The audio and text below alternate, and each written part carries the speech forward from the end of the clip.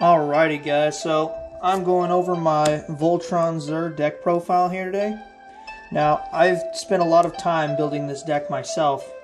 I looked online, different resources when I first started building the deck, just to look at individual cards, but this recipe is entirely my own, card for card. And every single card in here is near and dear to my heart and is in here for a very specific purpose. But everything in here is usually rather wide utility. So let's go ahead and get right into it. Let's start off with my favorite section. So first we have the counter spells. The counter spells. So for our counter spells, we have Force of Will, self-explanatory. We have Fierce Guardianship. You will always control your commander throughout the game. Once you cast him, you will pretty much always control him. So meeting the requirements of Fierce Guardianship should never ever be an issue. Next we have Force of Negation as well. Can never have too many free counter spells. Speaking of which, we also have the handy Pact of Negation. Now for our 1-drop counter spells, we'll be having Miscast. Miscast honestly comes in clutch a lot because instants and sorceries can be really high impact, like board wipes and removal spells. All those things people try to do to remove your commander early game, that'll take care of it most of the time. Only thing we have a hard time countering can be creatures, but we do have the ability to deal with them. Sometimes. Next we have this new card called An Offer You Can't Refuse from New Capenna. What it does is it's an instant for 1 blue. It says counter target non-creature spell. Its controller creates 2 treasure tokens. So they can go ahead and have their 2 treasure tokens, but yeah, they're not resolving that spell they need to remove our commander. I'm good. I'm gonna pass on that. Next we have Swan Song. Swan Song is absolutely amazing. For just 1 blue, it counters an enchantment, instant, or sorcery, and it just gives your opponent a 2/2 bird in exchange. Real simple. It's a great counterspell, a real staple in every blue deck that includes counterspells, quite frankly. Next for our 2-drop, counterspells, we have Mana Drain. Mana Drain's always awesome because you can use that extra mana for all kinds of things. Also, it comes in clutch if you need to recast Zur because he's been removed 50 dozen times. Then you've just been having a rough game. Mana Drain will turn it all around because it'll give you all the mana you need to pay for that commander tax. And for next, we have Dovin's Veto. Dovin's Veto is great. You pay Azorius, it counters a non-creature, and it can't be countered.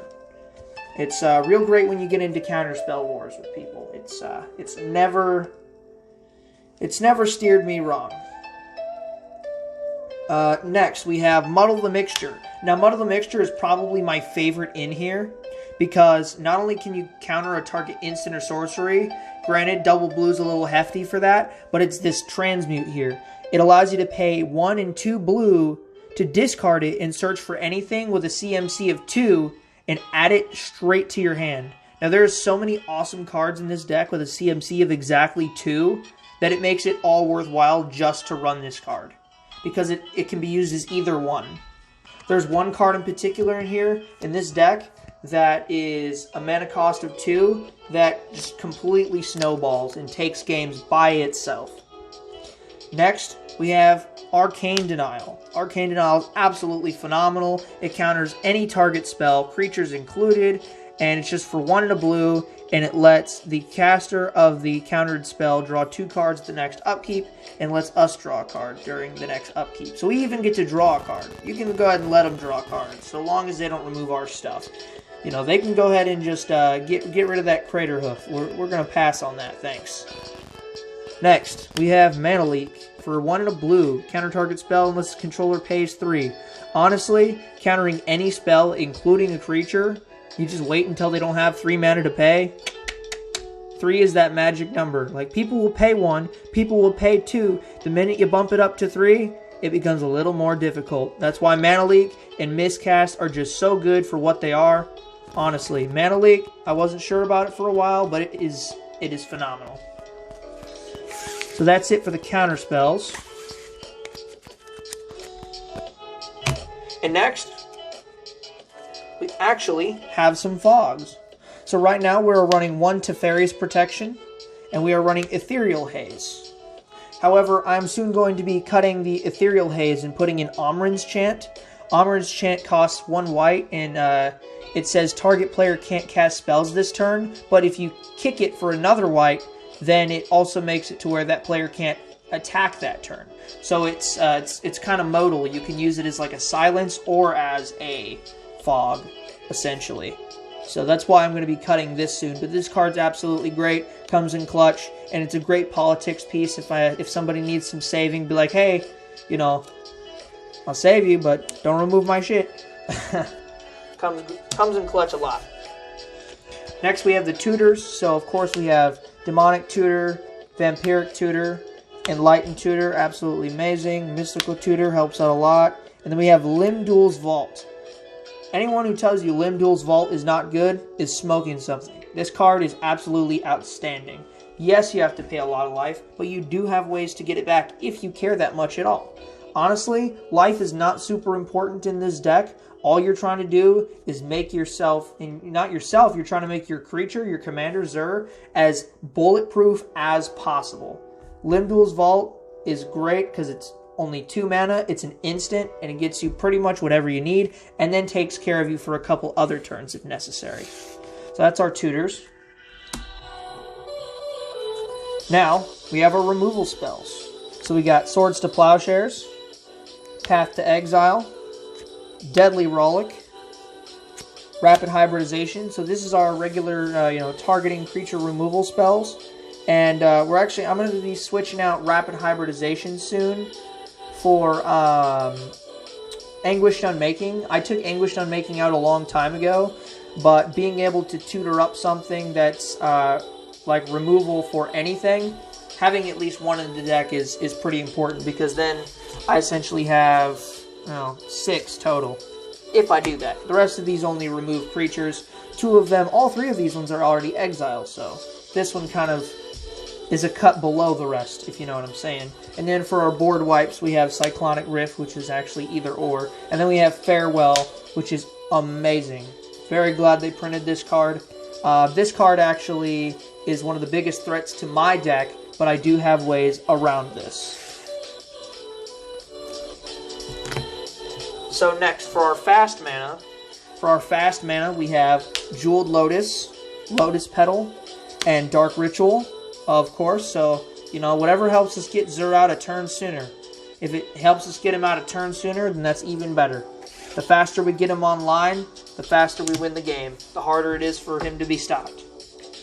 Now for our rocks, we got Mana Crypt, Soul Ring, Arcane Signet, Chrome Mox, of course. And then I have the 3 talismans in my Esper colors. So these are all of the rocks I play.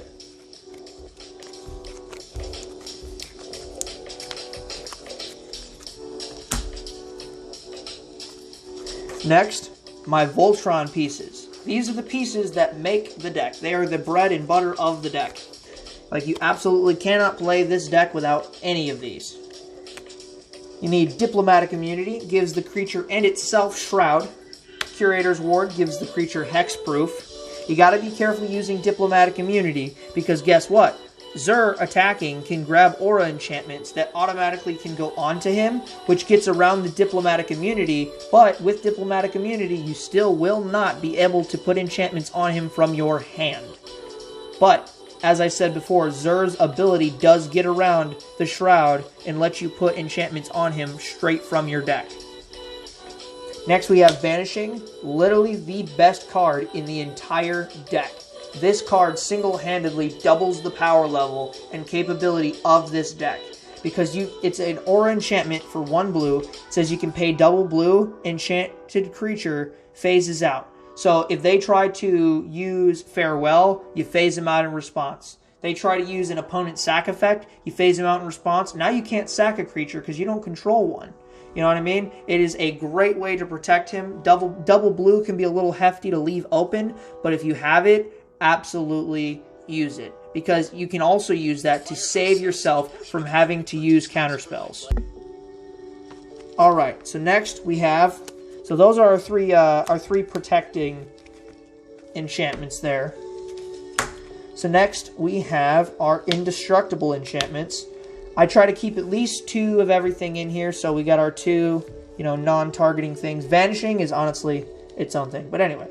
So we have Timely Ward and Shielded by Faith, which are 2 enchantments that provide him with indestructible. This one has Flash if the target is your commander, which, of course, because you'll soon see one of my biggest accomplishments with this deck here. This one's kind of neat because you can choose to attach it to other creatures. Whenever another creature enters the battlefield, you can attach it to that creature. So you don't have to keep it on your commander. If you wind up getting Timely Ward, you can use this as like a politics piece, you know what I mean? So those are also really good. Or you can use the Timely Ward, since it is Flash, to bait out a destructive removal spell and then flash it onto him from your hand. So a bit of utility there as well. So next we have Pariah. Pariah single-handedly makes this deck way more powerful on its own. Because if you have Pariah and either one of your indestructible enchantments on Zur, you straight up can't take damage. Because any damage you would take goes to Zur, but no matter how much damage he takes, he's not destroyed. They can, of course, drain him, minus him, They can use Infect, because he's still capable of taking the damage in the form of -1 counters. But it's not as common as you think. It's not very common. Next, we have Unblockable. So first we have Steel of the Godhead. Absolutely amazing because of the fact that Zur is both white and blue. He gets +2/+2 from this, and he gets lifelink, and he gets Unblockable. That lifelink is super handy because he can just boost his power with other enchantments and get some of that life back you paid into other stuff or damage you took from your other stuff, talismans, or whatever. It's great. The other one is from New Capenna. We have Security Bypass. So it says, as long as enchanted creature is attacking alone, it can't be blocked. Your commander will always be attacking alone. It will never have to worry about other creatures on your board getting in its way. But additionally, it says, whenever this creature deals combat damage to a player, it connives, which is awesome, because it lets you draw a card, discard a card, and then if you discard a non-land, it gives them a +1/+1 counter. So, but just being able to cycle cards in your hand can be super helpful.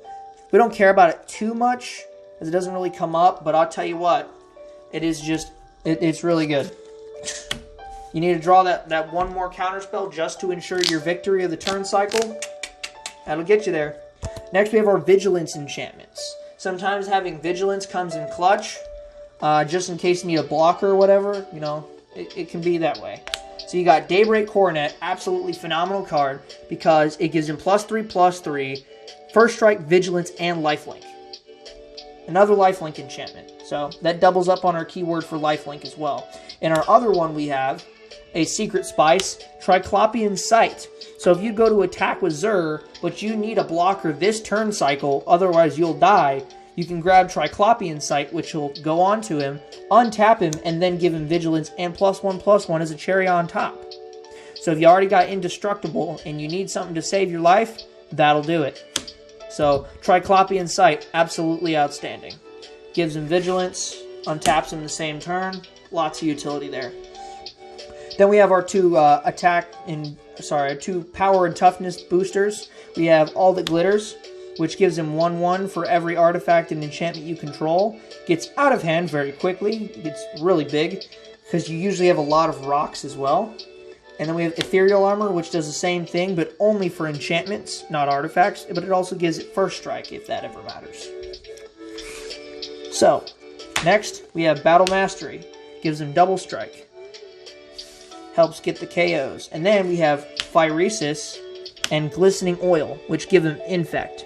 This one gives him Infect, but at the beginning of upkeep, it puts a -1 counter on him. But if it's put into the graveyard, you get to return it to your hand. So, it's got a little recursion. Never really comes up, but if somebody, mills one of your keywords that you need, that's why we have 2 of each. They make you discard it. Oh well, you got 2 of each. But basically, you just wait to grab Infect till your last attack trigger. You already got him in 9 power because of All That Glitters. Then before the attack lands, attack trigger, he gets Glistening Oil. And then boom, 10 Infect. Coming right at him. They're dead. And then you can just keep playing another enchantment with him every turn to make up for the neg-1 counter, because all the glitters or ethereal armor will keep making him more powerful. So you'll never have to worry about him actually dying from glistening oil. It doesn't happen. Ever. So these are all of the Voltron pieces. Next, we have some other searchable enchantments. These are the removal enchantments that Xur can search. We have Detention Sphere. Oh, this card is absolutely lovely. So when it ETBs, you can exile a target non-land permanent, and then not named Detention Sphere, and then all other permanents with the same name as that permanent. So, what this means, if your opponent makes 5 billion squirrels and you exile one of them, they're all gone. And the best part is, they don't come back when this card leaves the field. Like, for regular cards, yes, they'll come back once this leaves the field, but tokens, they just poof. They don't come back from exile.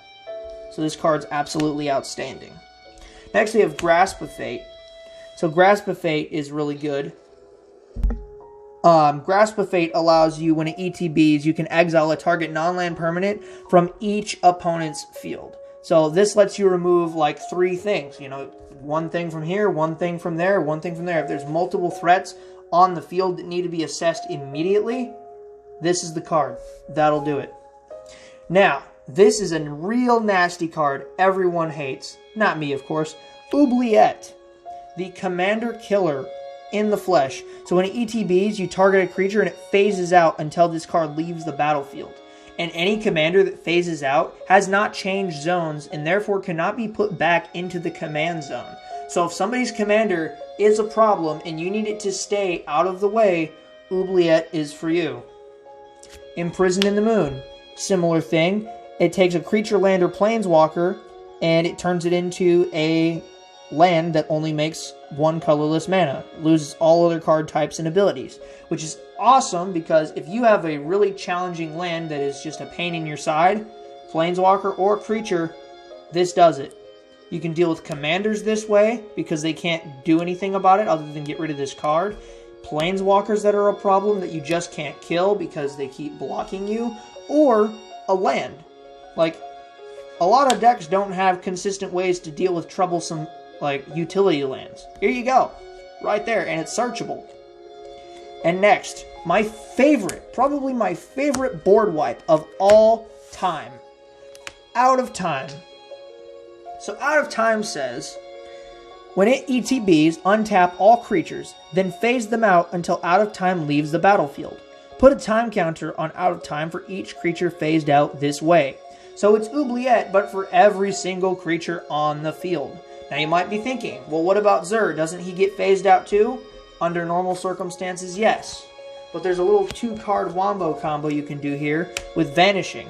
So if you have Vanishing on Xur, and you have 2 blue open, you go to attack with him, you'll grab Out of Time, its ETB will activate, and then you pay 2 blue in response, phase out Xur, and then this will go off while he's phased out. So then on your next turn, boom, you get Xur back. And everybody else's stuff is gone, unless they get rid of Out of Time. And if you wait until the whole table has all cast their commanders, it's real nasty. That has got to be my favorite board wipe of all time. It is just so good, and this deck just does it so consistently because your commander is literally a tutor on a stick. Now, a couple stacks pieces. As much as I don't like stacks, these really come in clutch sometimes, and they're real high impact. We have Arcane Laboratory. If you need your spell to be the last thing, you know, the very last say, if it's your opponent's turn and you're trying to counter something and you don't want anyone else, you don't want your opponent more, should I say, to counter your thing, your counter spell will be the last word. That's what that's for. Rest in Peace for graveyard decks. Always amazing to have around when we deal with those pesky graveyard decks. And Authority of the Consuls for any of those token decks or any of those crazy goblin decks, haste decks, you know what I mean? Things coming out real quickly. And if you need to gain life, you play this at the beginning of a game with a token deck. This will get you all the life gain you need as well. Absolutely phenomenal card. Now for some of our spicy tech.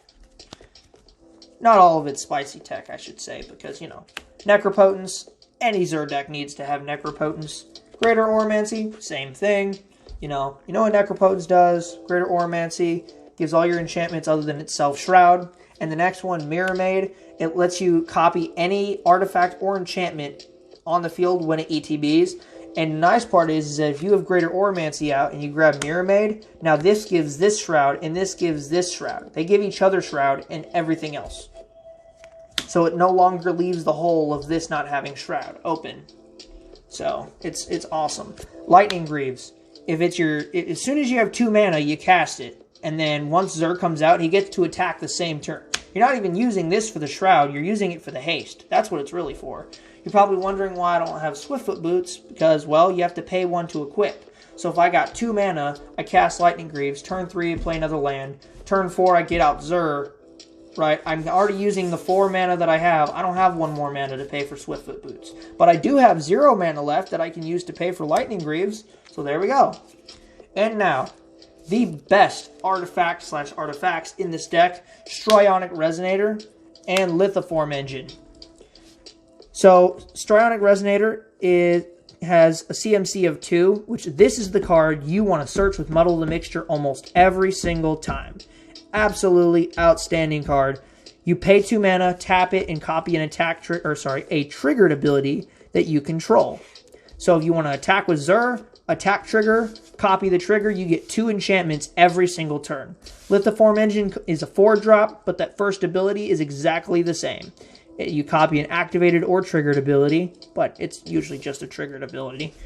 But yeah, they're there for the same exact purpose. You get 2 enchantments off of Zur every turn instead of just 1. You kill everybody at the table a lot faster that way, and it takes games. Strionic Resonator is really good because it only costs 2 to get onto the battlefield. Now for the land base. So we have got 4 plains, 3 islands, and 4 swamps. And then for our fetch lands, we have all of our on-color fetches. And then we have 4 off-color fetches. I haven't yet gotten the other 2. Bloodstained Mire and Windswept Heath are the 2 that I'm currently missing, but I will get those eventually and swap out some lands with those. Then I have my Shocks in every color combination. Then I have my Bond lands in every color combination. My Pain lands in every color combination. And now, here is where things get a little bit mixed up. So, here's an Underground Sea, because it's the only dual land I have. This is a proxy in front of the real thing. The real one's kind of beat up, but, you know, this way I can actually read it better. But anyway, in case anyone doesn't know what it does, it allows them to see it better. Anyway, then we have Glacial Fortress as our check land to make up the difference, and then we have Tainted Field, which honestly I think that the Tainted lands are better than the check lands for the black ones. Because that way if you don't have the 1 swamp, then it at least still makes mana, you know, just in case. Then we have Command Tower, of course. City of Brass. City of Brass is nice over Mana Confluence because this one counts as damage, just like the Pain lands and the Talismans. So remember, if you have Pariah and Indestructible, then it's basically free because you don't have to suffer from damage. Next, we have utility lands. We have Minamo, School at Water's Edge. It makes a blue, but it comes in untapped as well. But we can also pay a blue, tap it to untap target legendary permanent. So there's a lot of times where you'll tap Zur because you're attacking with him, you'll get your trigger, and maybe you need to keep him untapped that turn cycle for a blocker or whatever. Who knows? We get to untap him. It's great. And then we have Command Beacon in case his cost is getting too high. This will keep us in the game because we can give ourselves one last chance, bump him back to our hand, and start over. And then we have Hall of the Bandit Lord. So it seems like a very steep cost because it comes into play tapped, and then you have to pay 3 life just to make 1 generic mana. But it's worth it because if you play this on any of your first 2 or 3 turns, comes in tapped, you use it to cast Zur, he gets to attack that turn. It gives him haste. That is all it's there for. It is there for that single purpose of letting him attack that same turn he comes into play. It is absolutely busted. I do not mind paying 3 life to get him to attack a turn sooner. That is totally fine any day of the week.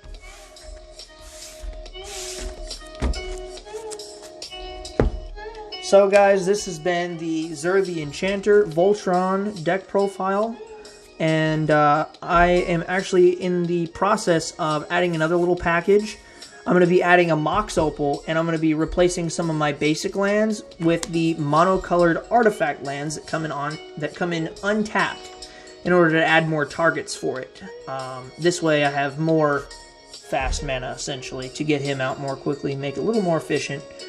And then the Omran's Chant in exchange for that Ethereal Haze. So, thank you guys for watching, and I'm going to be making a video for the budget version of this deck.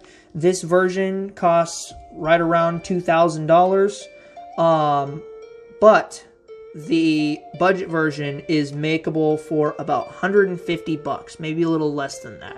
So it's not a bad deal for a deck that does what this deck does. It's very fun for me to play, not for your opponents, but this deck is capable of taking down entire tables single-handedly. And the budget version can also take down powerful tables by itself. It's just not as consistent because, you know, everything's a little more expensive for mana cost-wise. But anyway, thank you guys so much for watching.